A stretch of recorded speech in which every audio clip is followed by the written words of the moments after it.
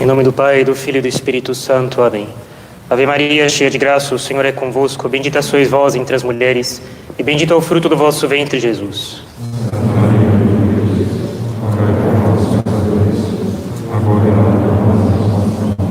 Podem sentar, por favor.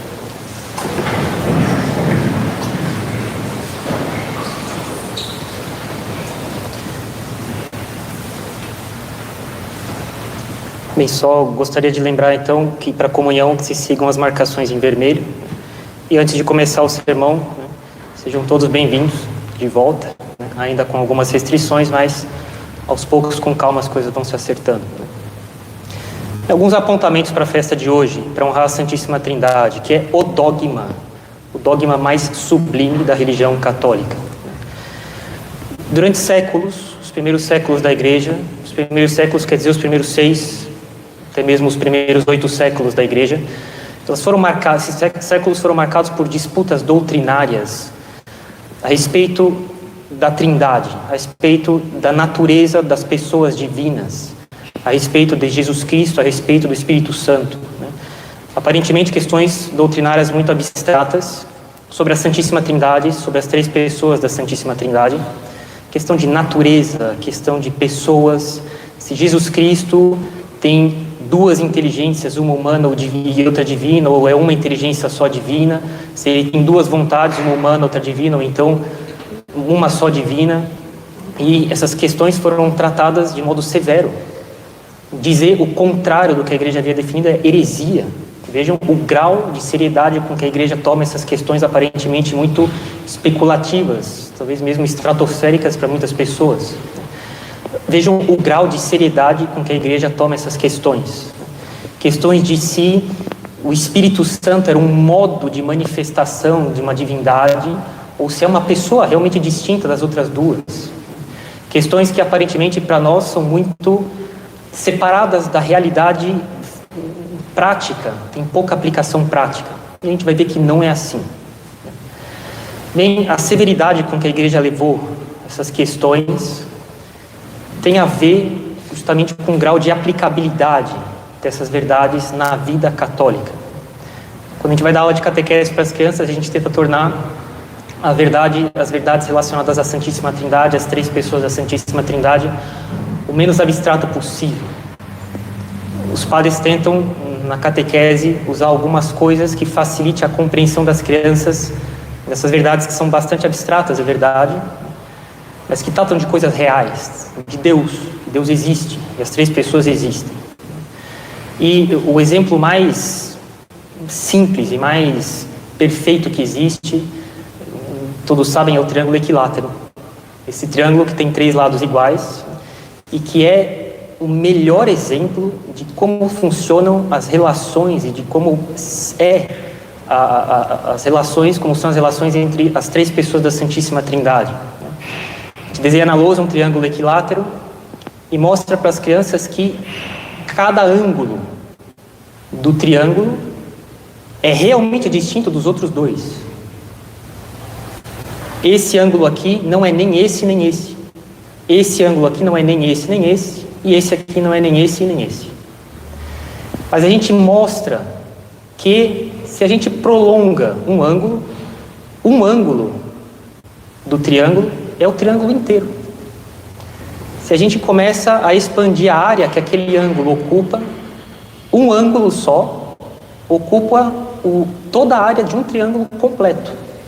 E assim também na Trindade, o Pai não é nem o Filho nem o Espírito Santo, e o Filho não é nem o Pai nem o Espírito Santo não é nem o Pai nem o Filho.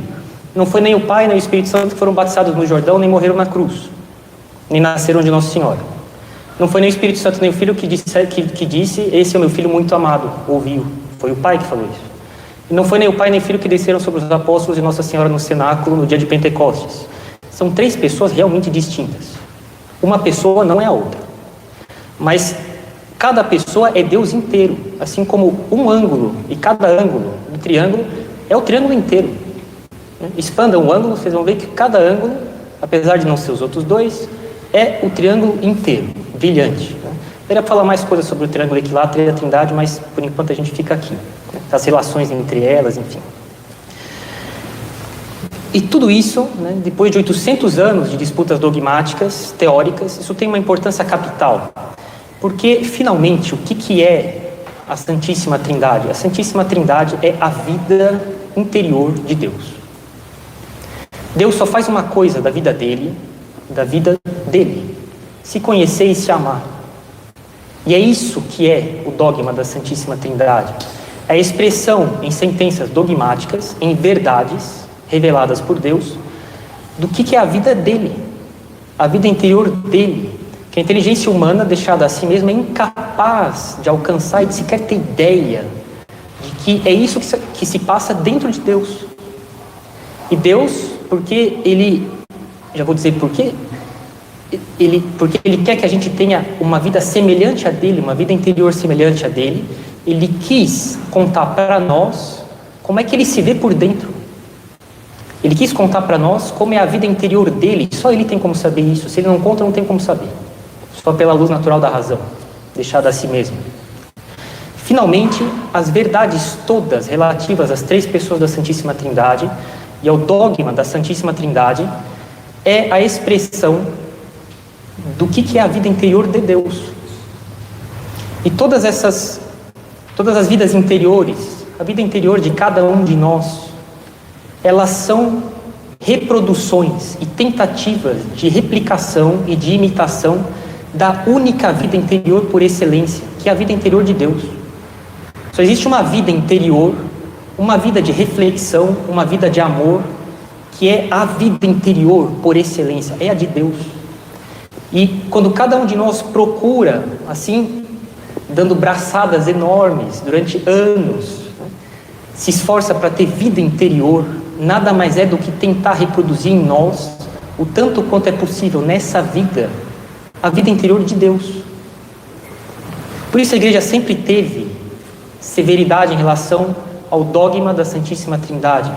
Porque se a gente tem uma noção errada da Santíssima Trindade, se a igreja concedesse que se pudesse fazer afirmações dogmaticamente falsas sobre as três pessoas da Santíssima Trindade, sobre as relações que elas têm entre si, sobre a natureza de Deus, o modelo de vida interior que é o único modelo justo, o único modelo possível, o único que pode ser modelo de fato para as outras pessoas de vida interior, seria um modelo errado. E imaginem as consequências que isso teria para a nossa vida de reflexão, para a nossa vida de amor, para a nossa vida de relação com Deus. Se a gente tem uma noção errada de como é que Deus tem a sua vida interior, a vida interior dele, e se essa vida interior é o único modelo que deve ser nosso modelo de vida interior para nós, imagine as consequências que teriam para a vida espiritual de cada um, de todos os seres humanos, até o fim do mundo. Elas se baseariam numa vida interior errada, porque elas têm uma noção errada de como é a vida interior de Deus. Se a igreja tivesse sido negligente com essas verdades, a consequência seria que nós teríamos um modelo errado de vida interior, com consequências enormes, né? Todo mundo sabe que a segunda pessoa da Santíssima Trindade, ela é concebida, assim como a gente concebe conceitos da nossa inteligência, né? Ela é concebida por via de conhecimento. Deus se conhece e concebe o Filho dele, que é a ideia que ele tem de si mesmo, essa ideia é absolutamente perfeita. Ela é exatamente a expressão absolutamente exata de Deus. Ela é Deus. É tão Deus quanto Deus Pai que se conhece a si mesmo. Na ideia que Deus tem de si mesmo não tem lacuna alguma. Deus jamais pôde ou vai poder dizer: eu não percebi que eu sou assim. Eu ignorava tal qualidade que eu tenho. Eu ignorava que eu pudesse fazer isso ou aquilo.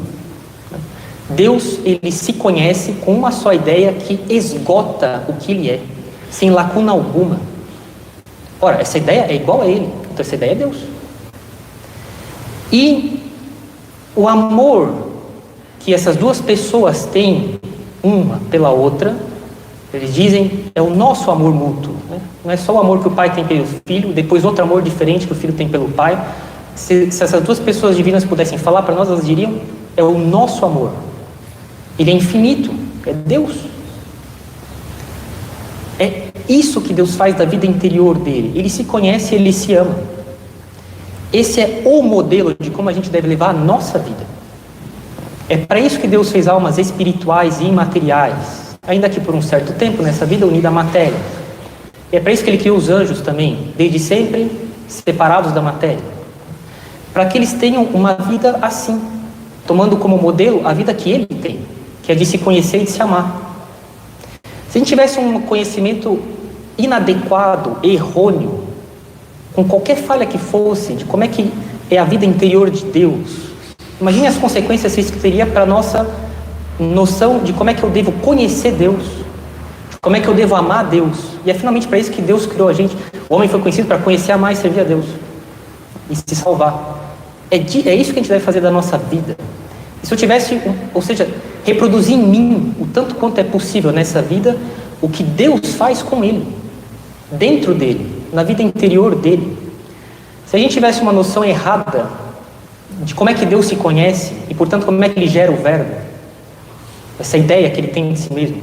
Se eu tivesse uma noção errada de como é que é o amor mútuo do Pai e do Filho, que é o Espírito Santo, como é que que ideia adequada eu teria de como conhecer e amar a Deus? E, portanto, que vida espiritual, que vida interior, finalmente eu teria, completamente torta.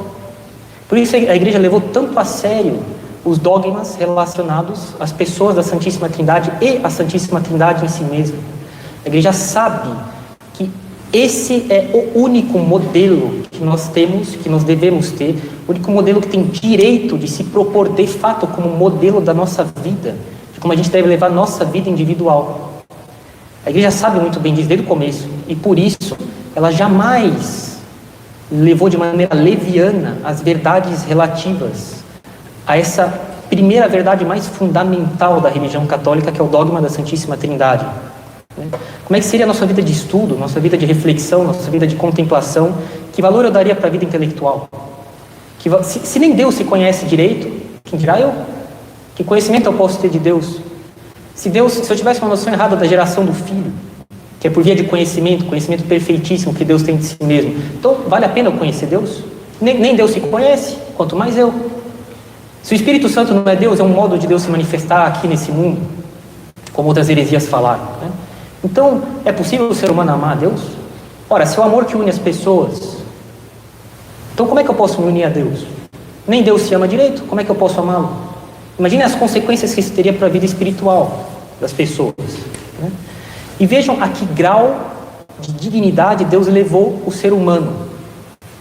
Tem um ser humano diante de vocês, uma criatura que tem a ousadia de pretender explicar para vocês, e com toda razão, o que é que Deus faz da vida dele, da vida interior dele. Vejam a que ponto Deus elevou a gente. Deus fez com que a gente conhecesse o que acontece dentro dele. Todos nós sabemos o quanto a gente é reservado em relação a essas coisas. A gente não fica contando a nossa vida para os outros, o que passa pela minha cabeça, que relações de amor ou destino eu tenho uns pelos outros, eu tenho por alguém. Como é que a minha vida interior, eu guardo isso com umas 7 chaves, né?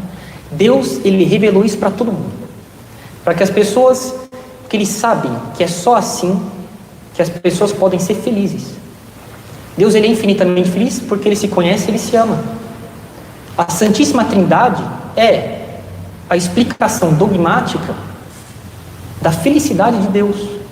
Ele se conhece perfeitissimamente, ele se ama infinitamente, sem lacuna nenhuma, sem nenhum descompasso entre o grau de conhecimento e o grau de amor que ele tem por ele. E é por isso que ele é infinitamente feliz. E é por isso que ele não teve nenhum receio de revelar o que ele faz da vida interior dele para todo o gênero humano. Porque só isso é capaz de fazer as pessoas serem felizes de verdade. Vejam, eu toco mais uma vez em Aristóteles, né? Ele é brilhante. Ele não é perfeito, mas é brilhante. Inúmeras vezes na obra dele, no conjunto das obras dele, ele diz: é necessário que nós procuremos nos eternizar o tanto quanto é possível. Bem, Aristóteles não sabia da existência da Santíssima Trindade, ele sabia da existência de Deus.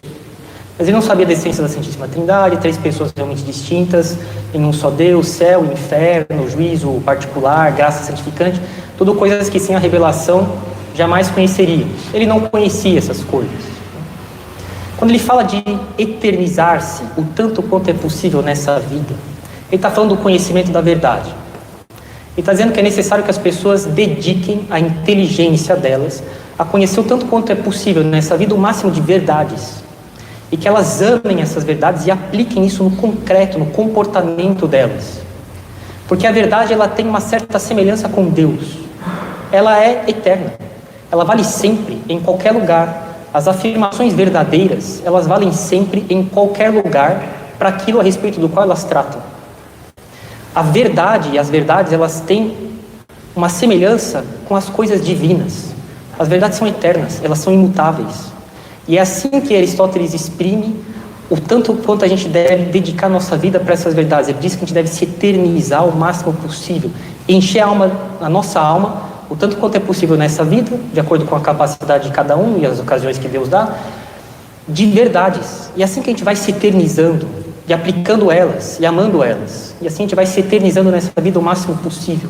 Ora, qual é a verdade mais elevada que merece ser tratada pela nossa inteligência, considerada por ela e amada por ela? Não é Deus, não é a Santíssima Trindade. Tem verdade mais elevada que possa existir, a não ser aquela que Deus me disse a respeito do que Ele faz da vida interior dele. É isso que deve ser o objeto da nossa vida, o eixo da nossa vida, mais ou menos direto. Certas coisas da nossa vida, quando a gente vai fazer meditação, lógico, a gente deve colocar nossa inteligência e nossa vontade em Deus. Mas outras coisas na vida, no cotidiano, tem uma relação indireta com Deus. Mas quer as coisas que nós façamos tenham uma relação direta ou indireta com Deus, o eixo da nossa vida deve ser a de que a gente procure se eternizar o máximo possível, o tanto quanto é possível nessa vida. E que a gente faça isso, só tem um modo possível, é de imitar a vida interior de Deus em nós. E aqui não se trata então de se conhecer a mim mesmo, de me conhecer a mim mesmo e de me amar a mim mesmo. Se eu quero imitar a vida interior de Deus em mim, isso se trata de eu conhecer a Deus e de amá-lo o tanto quanto eu posso. É assim que a gente deve levar a nossa vida, dedicando nossa inteligência e nossa vontade para fazer em nós o que Deus faz com Ele, se conhecer e se amar. É para isso que a gente foi criado. Quando a gente fala sempre lá o princípio, o fundamento de Santo Inácio, o homem foi criado para conhecer, amar e servir a Deus, etc. Parece às vezes uma coisa um pouco trivial. Depois, nos exercícios espirituais, ele vai mostrar que não é tão trivial assim. A partir daí, dá para fazer um mês de meditação, 5 vezes por dia.